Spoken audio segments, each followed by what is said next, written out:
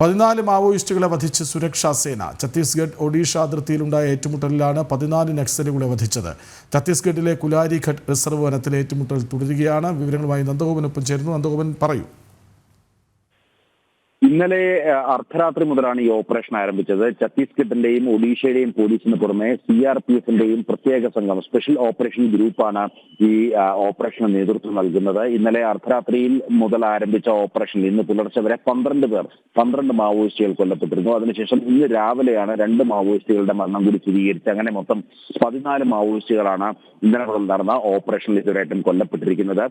ഇപ്പോഴും ഈ ഓപ്പറേഷൻ തുടരുകയാണ്. ഛത്തീസ്ഗഡിലെ കുലാരിഘട്ട് റിസർവ് വനത്തിലാണ് ഈ ഓപ്പറേഷൻ തുടരുന്നത്. അവിടെ മാവോയിസ്റ്റുകളുടെ സാന്നിധ്യമുണ്ടെന്നുള്ള വിവരങ്ങളുടെ അടിസ്ഥാനത്തിൽ ഈ പ്രത്യേക സ്പെഷ്യൽ ഓപ്പറേഷൻ ഗ്രൂപ്പ് അവിടെ സെർച്ചിങ് നടപടികളിലേക്ക് നീങ്ങിയപ്പോൾ അപ്രതീക്ഷിതമായി ഇവർക്ക് നേരെ മാവോയിസ്റ്റ് സംഘം വെടിയുതിർക്കുകയായിരുന്നു. തുടർന്ന് ഈ SOG തിരിച്ചു നടത്തിയ പ്രത്യാക്രമണത്തിലാണ് 14 മാവോയിസ്റ്റുകൾ കൊല്ലപ്പെട്ടത്. ഇതിൽ 2 വനിതാ മാവോയിസ്റ്റുകൾ അടക്കം ഉൾപ്പെട്ടിരുന്നു. ഇതിൽ ഈ കൊല്ലപ്പെട്ടവരിൽ നിന്നും ആയുധങ്ങളുടെ വലിയ ശേഖരം തന്നെ പിടിച്ചിട്ടുണ്ട് എന്നുള്ളതാണ് പോലീസ് വൃത്തങ്ങൾ നൽകുന്ന സൂചന.